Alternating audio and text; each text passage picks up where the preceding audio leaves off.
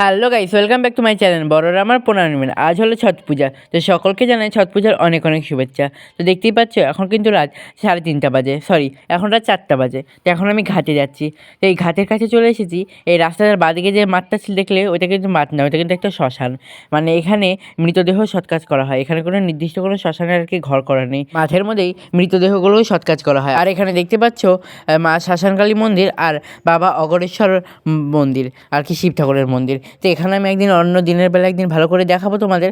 তো এখন দেখো ঘাটে চলে এসেছি। তো ঘাটে এখন আর কি যারা ছট পূজা করবে তারাও চলে এসেছে। এখানে তাদের ফ্যামিলির লোকজনেরা বাজি পোড়াচ্ছিল। তো দেখতেই পাচ্ছ এখানে অনেকগুলো কিন্তু বাজি পোড়াচ্ছিল। তো দেখতে থাকো কি হয় না হয়।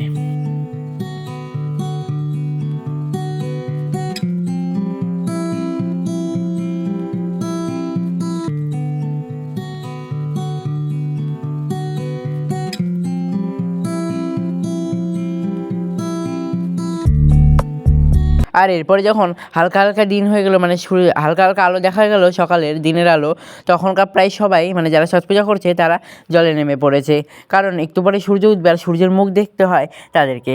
কালকে বিকালবেলা এসেছিল ঘাটে, তারা কালকে সূর্যোদয়টা দেখে মানে সূর্য অস্ত যায় যে সেটা দেখেছে, আর আজকে সূর্যোদয় দেখবে। আর এরপরে তারা দেখো এখন সূর্যোদয় দেখার জন্য মানে সূর্যের মুখ দেখার জন্য ঠাই জলের মধ্যে দাঁড়িয়ে রয়েছে। তো চলো তারা এখন সূর্যোদয় দেখুক, আর আমি এদিকে কী করি না করি তোমরা দেখতে থাকো।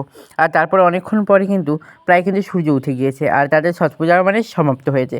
তারপরে সূর্যর মুখ দেখার পর কিছু তাদের নিয়ম ছিল, তো সেটা সমাপ্ত করে এখন নারকেল ছাড়া হবে জলে। তো তার জন্য কিন্তু আমরা এখন সবাই জলে নামবো নারকেল ধরার জন্য। আমি ভেবেছিলাম প্রথমে জলে নামবো না, তার জন্য আমি গামছা জামা কাপড় কিছুই নিয়ে যাইনি। আর তারপরে কেন জানি না আমার মনে হলো যে না থাক, আমিও নেমে যাই, একটা নারকেল যদি পাই। ওই দেখো দূরে এখন আমি নামছি, দেখতেই পাচ্ছ ওই যে ওখানে আমি। তো এখন আমি জলে নেমে পড়লাম। তো এখন আমি কিছুক্ষণ সাঁতার কাটবো, আর তারপরে যখন নারকেল ছাড়বে তখনগুলো নারকেলগুলো কুড়াবো।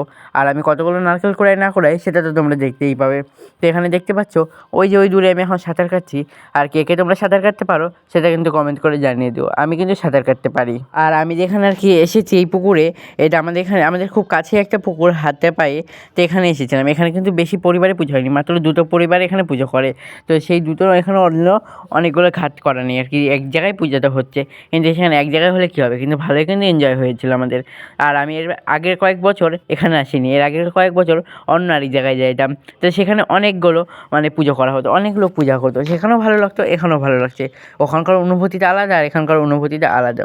তো দেখো আমি এখন কী করি না করি দেখতে থাকো। ও, আর তোমাদের কাদের কাদের দিকে ছট পূজা হয়েছে বা কারা কারা ছট পূজা করো বা কারা কারা ছট পূজা দেখতে গিয়েছো, তারা কিন্তু কমেন্ট করে অবশ্যই জানাবে। আর এটা কোথা থেকে কমেন্টটা করছো সেটা জানিয়ে দিও, তাহলে আমি ভাববো বুঝতে পারবো আর কি যে তোমরা কোথা থেকে ভিডিওটা দেখছো।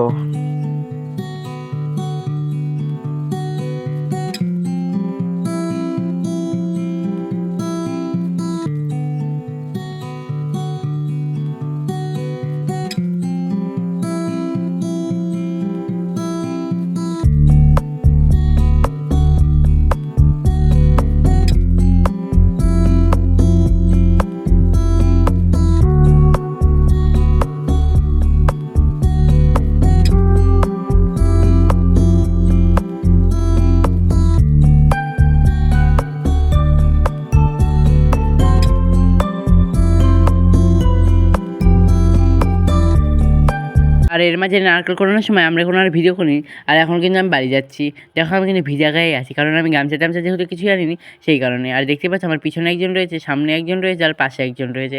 আর আমার ক্যারি ব্যাগে রয়েছে অনেকগুলো নারকেল। তো চলো এখন নারকেলগুলো নিয়ে বাড়ি চলে যাই। আর দেখো এখন সূর্যটা প্রায় মাথার উপরে না, ওই সাইডে দেখা যাচ্ছে। আর এই যে এই কয়টা নারকেল আমি পেয়েছি।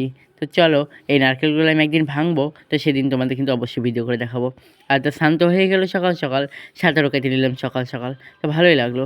আর এই দেখো কত জন্ম পর যে আমি এই সকালবেলার রোদটা পাচ্ছি ভগবান জানে, কারণ আমি সকালবেলা একদমই ঘুম থেকে উঠি না। আর এরপরে একটা বাড়িতে গিয়েছিলাম প্রসাদ আনতে। এই বাড়ির মানে এই প্রসাদটা যেখান থেকে এনেছি এই বাড়িটা হচ্ছে আমাদের পাশেই। আর তোমরা কারা কারা ছট পূজার প্রসাদ খেলে তারা কমেন্ট করে জানিয়ে দিও। আর কাদের কাদের এই ছট পূজার মেন প্রসাদ আর কি ঠেকুয়াতে খেতে ভালো লাগে তারাও কমেন্ট করে জানিও। তো দেখতেই পাচ্ছি এখানে আমি এখন ঠেকুয়াগুলো খাচ্ছি আর সমস্ত প্রসাদগুলো খেয়ে নিলাম। তো আজকের ভিডিওটা এই পর্যন্তই। কীরকম লাগলো কমেন্ট করে জানাবে, আর ছট পূজাটা তোমাদের কীরকম লাগলো সেটাও কমেন্ট করে জানাবে। আর কাদের কাদের দিকে ছট পুজো হয়েছে সেটাও কমেন্ট করে জানাবে। আর তোমাদের কালী পূজার ভিডিওটা দিতে পারিনি একটা কারণবশত, তার জন্য আমি ক্ষমা চেয়ে নিচ্ছি। তো আজকের ভিডিওটা এই পর্যন্ত, এরপরে আরও সুন্দর সুন্দর ব্লগ আসতে চলেছে, তার জন্য আমার চ্যানেলটিকে সাবস্ক্রাইব করো। আর আজকের ভিডিওটা এই পর্যন্তই।